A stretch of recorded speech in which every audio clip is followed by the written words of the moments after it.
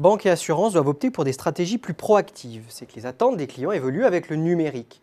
Plus à l'aise avec les nouvelles technologies et technophiles, ils sont aussi devenus plus exigeants en matière d'expérience client. N'oublions pas non plus que la rentabilité des agences est en péril, car la fréquentation des points de vente chute depuis plusieurs années sur fond de surenchérissement des coûts liés à l'inflation réglementaire dans ces deux secteurs. Selon l'étude de Precepta, banques et assureurs se doivent alors de réinventer dès aujourd'hui leur modèle de distribution. Et cela passe par un redimensionnement des réseaux d'agences, devenus au passage protéiformes. Comment faire? Eh bien d'abord en fermant purement et simplement un certain nombre d'agences afin d'améliorer la rentabilité des réseaux physiques. Ensuite, tout l'enjeu consistera à redynamiser le trafic des points de vente physiques, qui, nous le verrons dans un instant, vont devenir plus protéiformes, le tout dans un contexte de multiplication des canaux de contact avec le client dans la sphère digitale. La redynamisation des points de vente ne peut pas reposer uniquement sur des stratégies Web to Store. Entendez le fait d'aiguiller le trafic du web vers les agences. Non, il s'agit plutôt de repenser de fond en comble la place des agences au sein de dispositifs de contact qui deviennent peu à peu omnicanaux, c'est-à-dire permettre au client de slalomer, comme bon lui semble, entre la sphère réelle et la sphère digitale.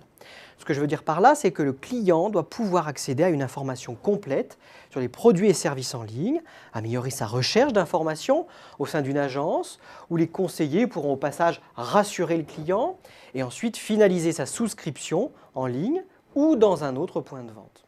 De fait, la redynamisation des réseaux physiques doit bel et bien s'inscrire dans le cadre de stratégies devenues omnicanales. Et on le devine, de nouveaux usages sont possibles au sein des agences grâce aux dispositifs omnicanaux et à l'utilisation de technologies numériques. L'agence devient potentiellement un lieu de rencontre, se transformant en salle de réunion, de coworking et proposant un accès Internet, et pourquoi pas un lieu de convivialité avec la mise en place d'un espace lounge afin d'entrer dans l'innovation et la modernité. Bref, le succès des agences du futur reposera sans aucun doute sur une expérience renouvelée en adéquation avec les évolutions des attentes des consommateurs.